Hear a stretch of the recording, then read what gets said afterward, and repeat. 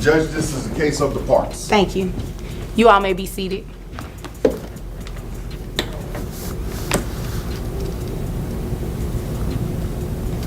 Okay, Mr. Parks. Yes, ma'am. Looks like you brought this case before the court. What's going on? I just found out my wife just left her corporate job for a cashier job. I don't know why. Maybe it's because like she wants to get out of the payments of what she's doing. Payments of what? Child support, ma'am. Okay. We have a child together that we had in our marriage, and it's like, and all of a sudden I just found out just recently that she left her corporate job to take a couple of dollar paying job.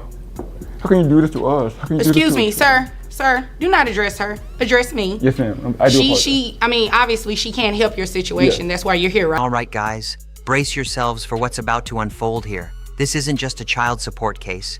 It's a courtroom clash over intention, accountability, and money. One parent claims financial shock. The other admits to walking away from a high-paying career on purpose.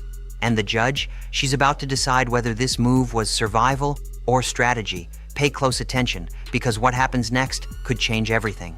Right? Yes, ma'am. Okay, so continue. I don't know, it's just like, when I found out, it's just like, I was just shocked. I didn't know like how else to express it, but we had a child together. How old is the child? This child is like 5 years old, ma'am. She paying anything in child Yes, ma'am. support? She's paying for the medical bills and she's paying for the support as well. Medical support, you mean? Yes, ma'am. Okay. Ma'am, Yes, ma'am. is there a reason why you're not paying to support this child?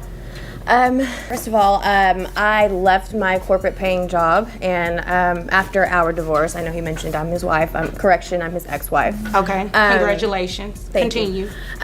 So I left my job, and the reason why I left it, and I did do it intentionally, I felt that it was not right. Wait a minute. You intentionally left your job? Yes, ma'am, I did. I had enough money in savings to still provide for my child and still provide medical insurance. So I felt that, the stress of my divorce wasn't inhibiting me from performing my job. Okay. First of all, that's a different court. This is the first major red flag moment. She doesn't deny leaving her corporate job. She admits it was intentional. In family court, that word matters a lot.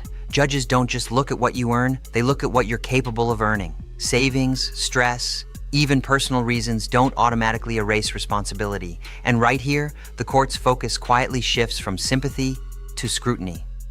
We're not here to talk about anything that went on with the divorce. I just need to know about the money that you're making, because obviously the child lives with you. Is that correct, Yes, sir? ma'am. So you have all this money in saving. Let's talk about it. How much did you make at your last job? I annually $70,000. $70,000, okay. And that's your only job? It was my only job. Now I work at a Doing head clerk. what? Doing what? Head clerk. Head clerk. Okay, how much are you making now? About $30,000 a year. $30,000. And are you, what type of education? I have my master's. You have a master's degree and you're a head clerk? Yes, ma'am.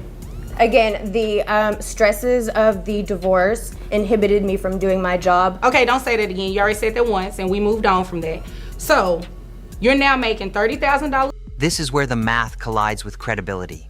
A master's degree, 8 years at a corporate job, $70,000 a year, now suddenly $30,000 as a clerk. Family court calls this voluntary underemployment, and when a parent chooses lower pay by choice, judges can legally ignore the new income. From this moment on, the ruling is no longer a mystery, it's a countdown. A year, and you think that I should base child support on $30,000 instead of the 70 that you intentionally stop working at? Well, that is my annual income now, $30,000. That's your annual income now. When did you stop working at your corporate job? A year ago. A year ago. How long were you there? I was there for about 8 years. 8 years with a master's degree at a head clerk position. What's the qualification to work at? It's such as, do you need a degree? You just need a high school diploma. High school diploma, yes, and you have a master's degree. I'm not about to play with you. $70,000 a year. You said you covered a child on health insurance. How much is that? $300 a month. $300 a month. Ma'am, I'm going to make you pay child support. You came obviously in this courtroom to waste my time. I have a question. How come I have to get a corporate job? How come he can't get a corporate job? He can get a job, but the child lives with him, right? Well, yes, and I think the reason why the child is even with him to begin with is because of, well, this is a different. Listen closely to the judge's tone shift here. This isn't confusion, it's disbelief. The court isn't debating stress or emotions anymore. It's asking one blunt question. Why should the child pay the price for an adult decision?